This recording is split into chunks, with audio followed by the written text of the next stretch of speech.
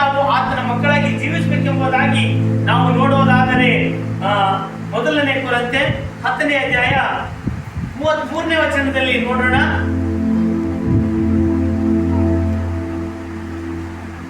ಮೊದಲನೇ ಕೊರಂತೆ 10ನೇ ಅಧ್ಯಾಯ 33ನೇ ವಚನ.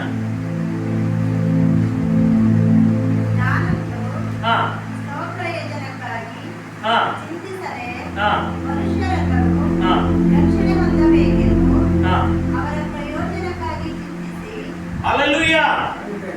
ಶ್ರೀ ಪೌಲನು ಇಲ್ಲಿ ರೋಮಪುರದವರಿಗೆ ಒಂದು ಪತ್ರಿಕೆ ಬರೀತಾ ಇದ್ದಾನೆ. ಏನಂತಂದ್ರೆ ಪ್ರಿಯರೇ, ನಾನು ಸ್ವರಕ್ಷಣೆಗಾಗಿ ನನ್ನ ರಕ್ಷಣೆ ಕಡೆದು ನಾನು ಚಿಂತೆ ಮಾಡದೇನೆ ಎಲ್ಲರ ಹಿತಗೋಸ್ಕರವಾಗಿ ಚಿಂತಿಸ್ತಾ ಇದ್ದೇನೆ ಅಂತ ಹೇಳ್ತಾ ಇದ್ದಾನೆ. ಆದರೆ ನಾವು ಪ್ರಿಯ ದೇವರ ಮಕ್ಕಳೇ, ನಮ್ಮ ಪೂರ್ಣ ಹೃದಯಪೂರ್ವಕವಾಗಿ ನಾವು ನಡೆಯಬೇಕಾದರೆ ನಮ್ಮನ್ನು ನಾವು ಚಿಂತಿಸದೆ ನಮ್ಮಲ್ಲಿರ್ತಕ್ಕಂಥ ಪರರ ಹಿತವನ್ನು ನಾವು ಚಿಂತಿಸುವುದಾದರೆ, ಪರರ ಹಿತಗೋಸ್ಕರವಾಗಿ ಚಿಂತಿಸುವುದಾದರೆ ನಮ್ಮ ಪೂರ್ಣ ಹೃದಯದಿಂದ ನಾವು ಕರ್ತನನ್ನು ಸನ್ಮಾನಿಸುವಂತರಾಗಿದ್ದೇವೆ. ಯಾಕೆಂತಂದ್ರೆ ಇಲ್ಲಿ ಶ್ರೀ ಪೌಲನು ಹೇಳ್ತಾ ಇದ್ದಾನೆ, ನನ್ನ ರಕ್ಷಣೆಗೋಸ್ಕರ ನಾನು ಚಿಂತೆ ಮಾಡ್ತಾ ಇಲ್ಲ, ನನ್ನ ಕುಟುಂಬಕ್ಕಾಗಿ ಚಿಂತೆ ಮಾಡ್ತಾ ಇಲ್ಲ. ಆದ್ರೆ ಯಾರ ಚಿಂತೆಗೆ ಹೆಚ್ಚಾಗಿದೆ? ಪೌಲನಿಗೆ ಆತನ ಸಭೆಯ ಚಿಂತಕನ ಚಿಂತೆ ಹೆಚ್ಚಾಗಿದೆ, ಆತನ ಸಭೆಯಲ್ಲಿರ್ತಕ್ಕಂಥ ವಿಶ್ವಾಸಿಗಳ ಚಿಂತೆ ಹೆಚ್ಚಾಗಿದೆ, ರಕ್ಷಣೆಯನ್ನು ಹೊಂದತಕ್ಕಂಥ ಮಕ್ಕಳಿಗಾಗಿ ಆತನು ಚಿಂತಿಸ್ತಾ ಇದ್ದಾನೆ. ಆ ಒಂದು ಆತ್ಮ ರಕ್ಷಣೆಯನ್ನು ನಾವು ನೋಡೋದಾದರೆ ಆತನು ಘನತೆಗಾಗಿ ಮಾಡಿದ್ದಾನೆ ಎಂಬುದಾಗಿ ಇದೇ 31ನೇ ವಚನ ಓದುವ ಒಂದ್ಸರಿ. 10ನೇ ಅಧ್ಯಾಯ 31ನೇ ವಚನ.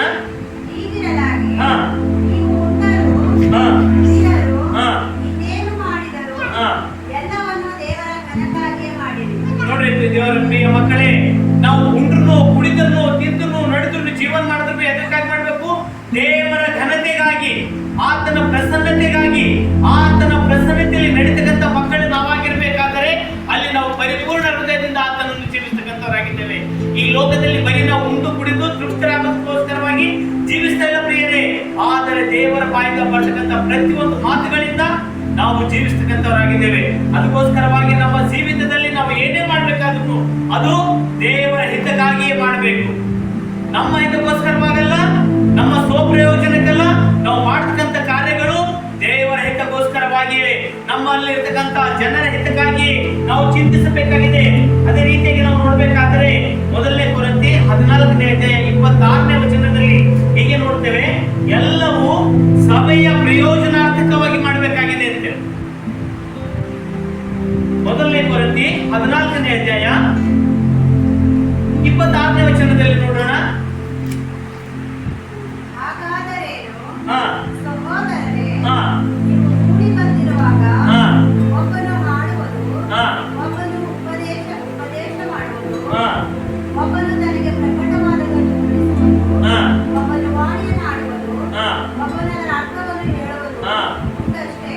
ಹಲ್ಲೆಲೂಯಾ. ಇಲ್ಲಿ ನಾವು ಮತ್ತು ನೀವೆಲ್ಲರೂ ಯಾಕೆ ಕೂಡಿ ಹೊಂಟಿದ್ದೇವಂದ್ರೆ ಇದು ನಮ್ಮ ಇದಕ್ಕೋಸ್ಕರವಾಗಿ ಅಲ್ಲ, ನಾವೆಲ್ಲರೂ ಕರ್ತನನ್ನು ಸನ್ಮಾನಿಸುವುದಕ್ಕಾಗಿ, ಕರ್ತನನ್ನು ಘನಪಡಿಸುವುದಕ್ಕಾಗಿ, ಆತನನ್ನು ಆರಾಧಿಸುವುದಕ್ಕಾಗಿ. ಆತನು ಪ್ರತಿಯೊಬ್ಬನಿಗೆ ಒಂದೊಂದು ಕೆಲಸಗಳನ್ನು ಕೊಟ್ಟಿದ್ದಾನೆ, ಒಂದೊಂದು ವರಗಳನ್ನು ಕೊಟ್ಟಿದ್ದಾನೆ, ಒಂದೊಂದು ಜ್ಞಾನಗಳನ್ನು ಕೊಟ್ಟಿದ್ದಾನೆ, ಒಂದೊಂದು ಜವಾಬ್ದಾರಿಗಳನ್ನು ಕೊಟ್ಟಿದ್ದಾನೆ. ಆದರೆ ಈ ಒಂದು ಸಭೆಯ ಪ್ರಯೋಜನಾರ್ಥಕವಾಗಿ ಒಬ್ಬರು ಹಾಡ್ತಕ್ಕಂಥವರಿದ್ದಾರೆ, ಒಬ್ಬರು ಬಡಿತಕ್ಕಂಥವರಾಗಿದ್ದಾರೆ, ಒಬ್ಬರು ವಾದ್ಯಗಳನ್ನು ನುಡಿಸ್ತಕ್ಕಂಥವರಾಗಿದ್ದಾರೆ, ಒಬ್ಬರು ಪ್ರಸಂಗಿಸ್ತಕ್ಕಂಥವರಾಗಿದ್ದಾರೆ, ಒಬ್ಬರು ಸಭೆಯನ್ನು ಕಾಯತಕ್ಕಂಥವರಾಗಿದ್ದಾರೆ, ಒಬ್ಬರು ಸಭೆಯಲ್ಲಿರ್ತಕ್ಕಂಥ ಕುರಿಗಳನ್ನು ಹತೋಟಿಗೆ ತಂದು ಅವುಗಳನ್ನು ಕಾಯತಕ್ಕಂಥ ಜವಾಬ್ದಾರಿಯನ್ನು ಹೊಂದಿದ್ದಾರೆ ಎಂಬುದಾಗಿ ನಾವು ವಾಕ್ಯದಲ್ಲಿ ನೋಡ್ತಕ್ಕಂಥವರಾಗಿದ್ದೇವೆ. ಯಾಕೆಂತಂದ್ರೆ ಈ ಒಂದು ವಾಕ್ಯದಲ್ಲಿ ನಾವು ನೋಡ್ಬೇಕಾಗಿದ್ದರೆ ನಮ್ಮ ಸಭೆಯನ್ನು ಅಭಿವೃದ್ಧಿ ಆಗಬೇಕಾದರೆ ಒಬ್ಬ ವ್ಯಕ್ತಿಯಿಂದಲ್ಲ, ಒಬ್ಬ ಮನುಷ್ಯನಿಂದಲ್ಲ, ಒಬ್ಬ ಸಾಧಾರಣ ವ್ಯಕ್ತಿಯಿಂದಲ್ಲ, ಪ್ರತಿ ಒಂದೊಂದು ವಿಶ್ವಾಸಿಗಳಿಂದಲೂ ಸಭೆಯನ್ನು ಬೆಳೆತಕ್ಕಂಥದ್ದಾಗಿದೆ. ಪ್ರಿಯ ದೇವರ ಮಕ್ಕಳೇ, ಸಭೆಯಲ್ಲಿರ್ತಕ್ಕಂಥ ಗೊಂದಲಗಳನ್ನು ನಾವು ನಿವಾರಿಸಿಕೊಳ್ಬೇಕು. ಸೈತಾನನಿಗೆ ಆಸ್ಪದ ಕೊಡದಂತೆ ನಾವು ಎಲ್ಲರೂ ಏಕ ಮನಸ್ಸುಳ್ಳವರಾಗಿ ಪ್ರಾರ್ಥಿಸುವುದಾದರೆ ನಮ್ಮ ಪ್ರಾರ್ಥನೆಗೆ ಕಿವಿ ಕೊಟ್ಟು ದೇವರು ಲಾಲಿಸಿ ಸದೋತ್ತರವನ್ನು ಕೊಡ್ತಕ್ಕಂಥವರಾಗಿದ್ದೇನೆ ಎಂಬುದಾಗಿ ಈ ಒಂದು ಸಂದೇಶದಲ್ಲಿ ನಾವು ನೋಡ್ತಕ್ಕಂಥವರಾಗಿದ್ದೇವೆ. ಅದೇ ರೀತಿಯಾಗಿ ಇದೇ ಮೊದಲನೇ ಕೊರಂತಿ 14ನೇ ಅಧ್ಯಾಯ 40ನೇ ವಚನ ನೋಡ್ರಮ್ಮ. ಇವೆಲ್ಲ ನಮ್ಗೆ ಉಂಟೆಂದ್ರೆ ನಾವು ಯಾವ ರೀತಿಯಾಗಿ ಜೀವಿಸಬೇಕು? ಈ ಒಬ್ಬನಿಗೆ ಹಾಡುವ ವರ ಇದೆ, ಒಬ್ಬನಿಗೆ ಹೇಳುವ ವರ ಇದೆ, ಒಬ್ಬನಿಗೆ ಪ್ರಸಂಗಿಸ್ತಕ್ಕಂಥದ್ದಿದೆ, ಒಬ್ಬನಿಗೆ ರೋಗಗಳನ್ನು ವಾಸಿ ಮಾಡುವ ವರ ಇದೆ. ಅಂದ್ರೆ ನಾವು ಒಪ್ಪಿಕೊಂಡು ಮರ್ಯಾದೆಗೆಟ್ಟು ನಡೀತಕ್ಕಂಥದ್ದಲ್ಲ, ನಾವು ಮರ್ಯಾದೆಗೆ ತಕ್ಕ ಮಕ್ಕಳಿಗೆ ನಡಿಬೇಕಾಗಿದೆ. ಇದೇ ಒಂದು 40ನೇ ವಚನ ನೋಡೋಣ. ಮೊದಲನೇ ಕೊರಂತಿ 14ನೇ ಅಧ್ಯಾಯ 40ನೇ ವಚನ. ಆದರೆ ಎಲ್ಲವೂ ಮರ್ಯಾದೆಯಿಂದಲೂ ಕ್ರಮದಿಂದಲೂ ಪ್ರಿಯ ದೇವರ ಮಕ್ಕಳೇ, ನಾವು ಮಾಡ್ತಕ್ಕಂಥ ಎಲ್ಲಾ ಕೆಲಸಗಳಲ್ಲಿ ಆದರೂ ಕೂಡ ಇಲ್ಲಿ ಒಂದು ನಿಯಮಗಳನ್ನು ಕೊಡ್ತಾ ಇದ್ದಾರೆ. ಏನಂದ್ರೆ ಮರ್ಯಾದೆಗೆಟ್ಟು ನಾವು ಮಾಡಬೇಕಾಗಿಲ್ಲ. ಪ್ರತಿಯೊಂದು ವಿಷಯದಲ್ಲಿ ನಾವು ತಿಳ್ಕೊಳ್ಬೇಕಾಗಿದೆ. ಈ ಒಂದು ಕಾರ್ಯವನ್ನು ನಾನು ಮಾಡಬೇಕಾದ್ರೆ ಇದಕ್ಕೆ ನನಗೆ ಮರ್ಯಾದೆ ಇದೆನಾ ಅಥವಾ ಇದು ನೀತಿ ಇದೆನಾ, ಇದು ಕೆಟ್ಟದಿದೆನಾ? ಕ್ರಮ ಅಂದ್ರೆ ಪದ್ಧತಿ. ನಮ್ಮ ಆರಾಧನೆ ಕೂಟದಲ್ಲಿ ನಾವು ಭಾಗಿಯಾಗಬೇಕಾದ್ರೂ ನಮ್ಮ ಆರಾಧನೆ ಕ್ರಮದ ಒಂದು ಕ್ರಮವನ್ನು ಕೈಗೊಳ್ಳದೆ ಇದ್ದರೆ ನಾವು ಕ್ರೈಸ್ತರಲ್ಲ ಎಂಬುದಾಗಿ ನಾವು ವಾಕ್ಯದಲ್ಲಿ ನೋಡುತ್ತೇವೆ. ಆದರೆ ಈ ಒಂದು ವಾಕ್ಯದ ಅನುಸಾರವಾಗಿ ನಡೆತಕ್ಕಂಥ ಮಕ್ಕಳೇ ಆತನ ವಿಶ್ವಾಸಿಗಳು. ಮರ್ಯಾದೆಗೆಟ್ಟು ನಡೆದರೆ ಆತನ ಮಕ್ಕಳಾಗಲಿಕ್ಕಂತ ಅಧಿಕಾರವು ನಮಗಿಲ್ಲ. ಮಕ್ಕಳಾಗಿದ್ದೆ ಹೇಳ್ಕೊಳ್ಳೋದು ಯಾವ ಹೋಗಿಲ್ಲ. ಆದರೆ ಮರ್ಯಾದೆಗೆ ತಕ್ಕ ನಡೀತಕ್ಕಂಥ ಮಕ್ಕಳು, ಕ್ರಮಬದ್ಧವಾಗಿ ನಡೀತಕ್ಕಂಥ ಮಕ್ಕಳು, ಅವರು ನೀತಿವಂತ ಮಕ್ಕಳು, ಅವರು ದೇವರ ಮಕ್ಕಳು ಎಂಬುದಾಗಿ ನಾವು ನೋಡತಕ್ಕಂಥವರಾಗಿದ್ದೇವೆ. ಕೊಲೊಸ್ಸೆದವರಿಗೆ ಬರೆದ ಪತ್ರಿಕೆ 3ನೇ ಅಧ್ಯಾಯ 17ನೇ ವಚನ ನೋಡ್ರಿ. ಕೊಲೊಸ್ಸೆದವರಿಗೆ ಬರೆದ ಪತ್ರಿಕೆ 3ನೇ ಅಧ್ಯಾಯ 17ನೇ ವಚನ.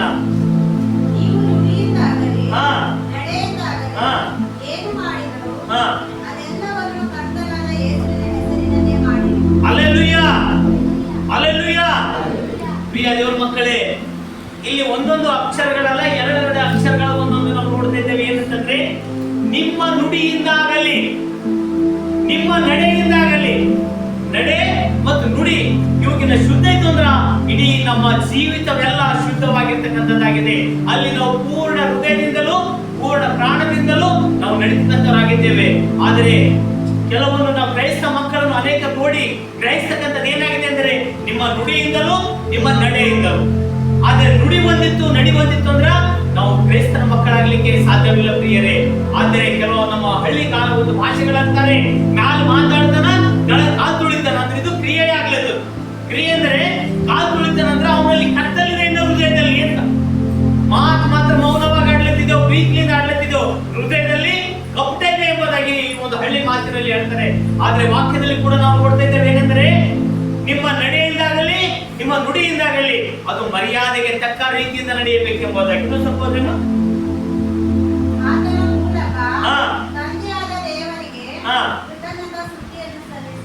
ನೋಡ್ರಿ ಹೇಗಂತೆ ಆತನ ಮೂಲಕ ಅಂದ್ರೆ ನಾವು ಮಾಡ್ತಕ್ಕಂಥ ಕಾರ್ಯಗಳಿಂದ ಮಾಡ್ಬೇಕಾಗಿದ್ದು ಕರ್ತನಿಗೆ ಸ್ತುತಿ ಇರ್ಬೇಕು, ಅದು ಒಳ್ಳೆದಾಗಿ ಕಾಣಿಸ್ಬೇಕು. ನಾವು ಮಾಡ್ತಕ್ಕಂಥ ಕಾರ್ಯಗಳು, ಕ್ರಿಯೆಗಳು ನಮ್ಮ ಕುಟುಂಬದಲ್ಲಾಗ್ಲಿ, ನಮ್ಮ ಸಭೆಗಳಾಗಲಿ, ನಮ್ಮ ಊರುಗಳಲ್ಲಾಗ್ಲಿ, ನಮ್ಮ ಓಣಿಗಳಲ್ಲಾಗ್ಲಿ ನಮ್ಮ ನಡತೆ ಹೇಗಿರ್ಬೇಕಂದ್ರೆ ಅದು ಮರ್ಯಾದೆಗೆ ತಕ್ಕ ರೀತಿಯಿಂದ ನಾವು ಜೀವಿಸಬೇಕು.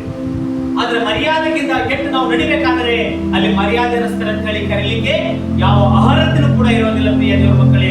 ಅದಕ್ಕೋಸ್ಕರವಾಗಿ ಈ ಒಂದು ವಾಕ್ಯದಲ್ಲಿ ನಾವು ನೋಡ್ತೇವೆ, ನಿಮ್ಮ ನಡೆಯಿಂದಾಗಲಿ ನಿಮ್ಮ ನುಡಿಯಿಂದಾಗಲಿ ನೀವು ಏನು ಮಾಡಿದರೂ ಕೂಡ ಅದು ಕರ್ತನಿಗೆ ಕೃತಜ್ಞತೆ ಸಲ್ಲಿಸುವ ರೀತಿಯಲ್ಲೇ ಇರಬೇಕು ಎಂಬುದಾಗಿ. ಆದ್ರೆ ಅದೇ ರೀತಿಯಾಗಿ ಇನ್ನೊಂದು ನಾವು ವಾಕ್ಯವನ್ನು ನೋಡ್ಬೇಕಂದ್ರೆ ಎಲ್ಲವೂ ಪ್ರೀತಿಯಿಂದಲೇ ನಾವು ಮಾಡಬೇಕಾಗಿದೆ. ನಮ್ಮ ನುಡಿನೂ ಕೂಡ ಅದು ಪ್ರೀತಿಯ ಒಂದು ಸಂಕೇತವಾಗಿದೆ. ಆ ಒಂದು ಸಂಕೇತವನ್ನು ನಾವು ನೋಡೋದಾದರೆ 1ನೇ ಕೊರಿಂಥಿ 16ನೇ ಅಧ್ಯಾಯ 14ನೇ ವಚನದಲ್ಲಿ ನೋಡ್ರಿ. 1ನೇ ಕೊರಿಂಥಿ 16ನೇ ಅಧ್ಯಾಯ 14ನೇ ವಚನ.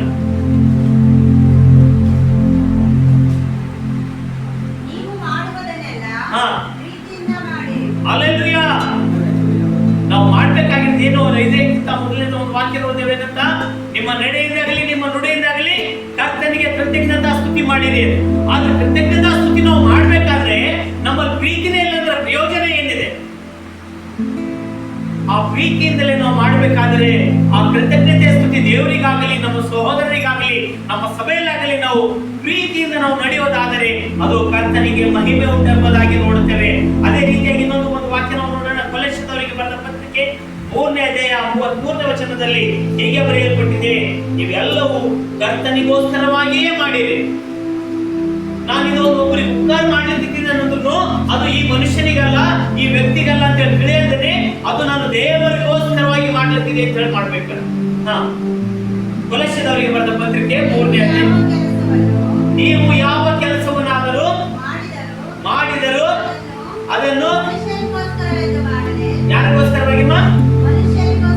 ಮನುಷ್ಯರಿಗೋಸ್ಕರವಾಗಿ ಎನ್ನದೆ ಕರ್ತನಿಗೋಸ್ಕರವೇ ಎಂದು ಮನಃಪೂರ್ವಕವಾಗಿ ಮಾಡಿರಿ. ಆದ್ರೆ ಇದು ಉಪಕಾರ ಅಂತಂದ್ರೆ ಒಬ್ಬನು ಹಸಿದು ನೀರಿಣಿಸಿ ಬಾಯಾರಿ ದಣಿದು ನಿಮ್ಮ ಬಳಿಗೆ ಬಂದಿದರೆ ಅಂತ ವ್ಯಕ್ತಿಗೆ ನಾ ಮನುಷ್ಯನಿಗೆ ಮಾಡ್ಲತ್ತಿದ್ದೀನಿ, ಇವಾಗ ಕೆಟ್ಟ ಹೋದವನ, ಇವನು ಹೊಲಸನ, ಇವನು ಅಯೋಗ್ಯನ ಅಂತ ಹೇಳಿ ತಿಳಿದು ಅವನಿಗೆ ನೀವು ಮಾಡಬೇಡ್ರಿ. ಆದ್ರೆ ಈ ಒಟ್ಟಿಗೆ ನಾನು ಮಾಡ್ತಕ್ಕಂಥದ್ದು ನಾನು ದೇವರಿಗೆ ಸಲ್ಲಿಸ್ಲಿಕ್ಕಿದೆ ಅಂತ ಹೇಳಿ ಇನ್ನೊಬ್ರಿಗೆ ಉಪಕಾರ ಮಾಡ್ರಿ.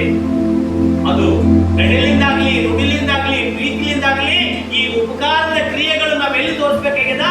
ಮನುಷ್ಯರಲ್ಲಿ ಮಾಡ್ತಕ್ಕಂಥ ಕಾರ್ಯಗಳು ಅದು ದೇವರಿಗೆ ಸಲ್ಲತಕ್ಕಂಥದ್ದಾಗಿದೆ ಎಂಬುದಾಗಿ ನೋಡ್ತಾ ಇದ್ದೇವೆ. ಇನ್ನೊಂದು ವಾಕ್ಯದಲ್ಲಿ ಏನ್ ಹೇಳ್ತಾನೆ, ಮತ್ತೊಂದು ಬರೆದ ಸುವಾರ್ತೆಯಲ್ಲಿ ಏನ್ ಹೇಳ್ತಾನೆ ಅಂದ್ರೆ, ನೀವು ಮಾಡ್ತಕ್ಕಂಥ ಪ್ರತಿಯೊಂದು ಕಾರ್ಯಗಳೆಲ್ಲ ಮನುಷ್ಯನಿಗಲ್ಲ, ಅದು ನನಗೆ ಅಂತ ಹೇಳಿ. ಆದರೆ ಆ ಒಂದೊಂದು ವಾಕ್ಯಗಳನ್ನು ಮಾಡ್ತಕ್ಕಂಥದ್ದು ಲೂಕನ ಬರೆದ ಸುವಾರ್ತೆ 21ನೇ ಅಧ್ಯಾಯ 36ನೇ ವಚನ ನೋಡ್ರಿ. ಲೂಕನ ಬರೆದ ಸುವಾರ್ತೆ 21ನೇ ಅಧ್ಯಾಯ 36ನೇ ವಚನ.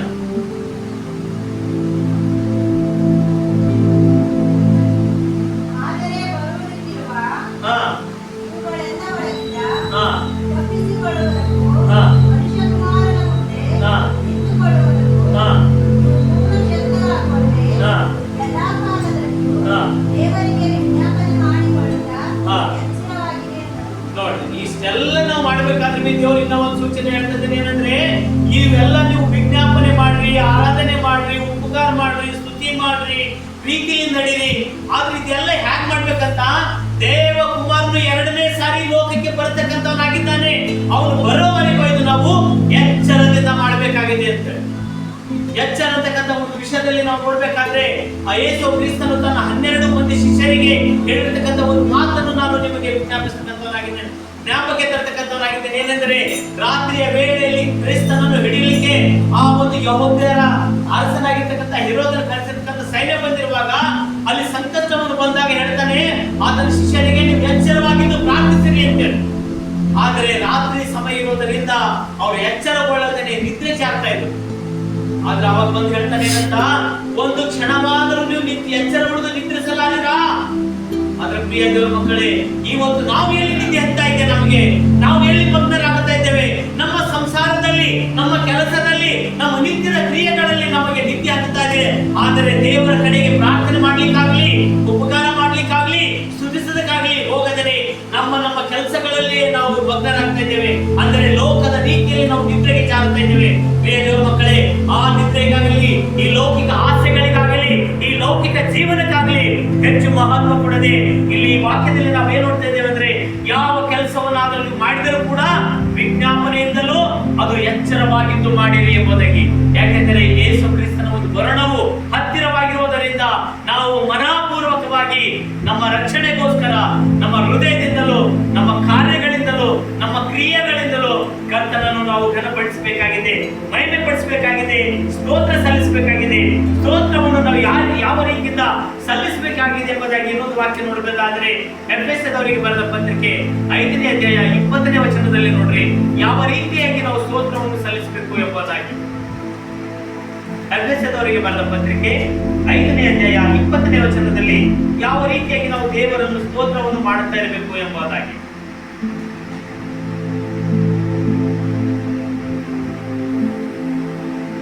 ಎಫೆಸದವರಿಗೆ ಬರೆದ ಪತ್ರಿಕೆ 5ನೇ ಅಧ್ಯಾಯ 20ನೇ ವಚನ. ಕರ್ತನಿಗೆ ಧ್ಯಾನ ಮಾಡುತ್ತಾ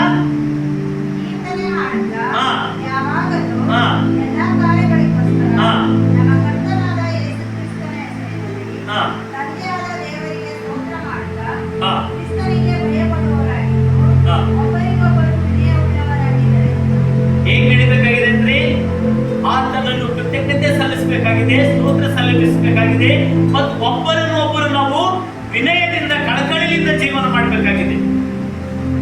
ವಿನಯ ಅಂತಂದ್ರೆ ಕಳಕಳಿ, ಒಬ್ಬರನ್ನು ಕಂಡು ಒಬ್ಬರ ಅಕ್ಕರೆ, ಪ್ರೀತಿ, ಪ್ರೇಮ, ವಾತ್ಸಲ್ಯವು ಅದಕ್ಕೆ ಹೋಲಿಕೆಯಾಗಿರ್ತಕ್ಕಂಥ ನುಡಿಗಳಾಗಿರುತ್ತೇವೆ. ಆದರೆ ಯೇಸು ಕ್ರಿಸ್ತನಿಗೆ ನಾವು ಕೃತಜ್ಞತಾ ಸ್ತುತಿಯೊಡನೆ ಆತನನ್ನು ಜೀವಿಸ್ತಾ ಇದ್ದರೆ, ಆತನ ಮನಸಾಕ್ಷಿಯಾಗಿ ನಾವು ಇನ್ನೊಂದು ವಾಕ್ಯವನ್ನು ನೋಡಬೇಕಾಗಿದೆ. ಆ ಅಪೊಲ್ಲೋಸ್ಯರ ಕೃತ್ಯಗಳು 24ನೇ ಅಧ್ಯಾಯ 16ನೇ ವಚನವನ್ನು ನೋಡಿಕೊಳ್ಳೋಣ. ಅಪೊಲ್ಲೋಸ್ಯರ ಕೃತ್ಯಗಳು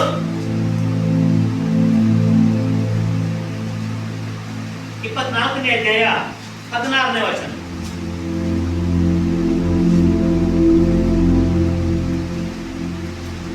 ಒಂದನ್ನು ಮಾತ್ರ ನಿನ್ನ ಮುಂದೆ ಒಪ್ಪಿಕೊಳ್ಳುತ್ತೇನೆ.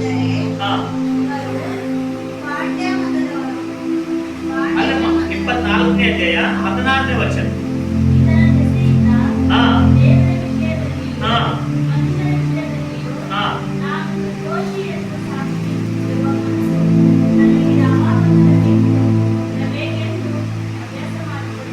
ಹಲ್ಲೆಲೂಯಾ. ಅಭ್ಯಾಸ ಅಂದ್ರೆ ಏನ್ರಿ? ಪಾಠ ಕಲಿತಕ್ಕಂಥದ್ದು. ಆದ್ರೆ ಏನ್ ಅಭ್ಯಾಸ ಮಾಡ್ಕೋಬೇಕಾಗಿದೆ ಅಂತ ನಮ್ಗ ಮನುಷ್ಯರ ಮುಂದಾಗಲಿ ದೇವರ ಮುಂದಾಗಲಿ ನಾನು ದೋಷಿ ಇಲ್ಲ, ನಿರ್ದೋಷಿಯಾಗಿ ಜೀವಿಸ್ತಾ ಇದ್ದೇನೆ, ನಾನು ಒಳ್ಳೆಯವನಾಗಿ ಜೀವಿಸ್ತಾ ಇದ್ದೇನೆ, ನಾನು ನೀತಿವಂತನಾಗಿ ಜೀವಿಸ್ತಾ ಇದ್ದೇನೆ. ಯೇಸು ಕ್ರಿಸ್ತನ 2ನೇ ಬರುಣದವರೆಗೂ ನಾನು ನೀತಿವಂತನಾಗಿ ಈ ಭೂಮಿಯಲ್ಲಿ ಇರುವವರೆಗೂ ಕರ್ತನ ಮಗನಾಗಿ, ಕರ್ತನ ಮಗಳಾಗಿ, ಕ್ರಿಸ್ತನ ಮಗಳಾಗಿ, ಕ್ರಿಸ್ತನ ಮಗನಾಗಿ ನಾನು ಜೀವಿಸ್ತೇನೆ ಅಂತ ಹೇಳಿ ಅಭ್ಯಾಸವನ್ನು ನಾವು ಮಾಡ್ಕೊಳ್ಬೇಕಾಗಿದೆ. ಅಭ್ಯಾಸ ಅಂದ್ರೆ ಕಲಿತಾ ಕಲಿತಾ ಕಲಿತಾ ನಮ್ಮ ಜೀವನವನ್ನೇ ನಾವು ಈ ಲೋಕದ ಯಾತ್ರೆ ಮುಗಿಯುವವರೆಗೂ ಕೂಡ ಅದು ನಾವು ಕಲಿತಾನೇ ಇರಬೇಕಾಗಿದೆ. ಏನಂದ್ರೆ ಅದು ಒಳ್ಳೆಯದ ಅಂತಕ್ಕಂಥ ಒಂದು ವಾಕ್ಯವನ್ನು ನಾವು ಕಲಿಬೇಕಾಗಿದೆ. ಪ್ರತಿಯೊಬ್ಬ ಮನುಷ್ಯನು ಒಳ್ಳೆಯದನ್ನು ಕಲಿತಕ್ಕಂಥ ಹಂಗಿನಲ್ಲಿ ಜೀವಿಸುವಂತವರಾಗಿದ್ದೇವೆ.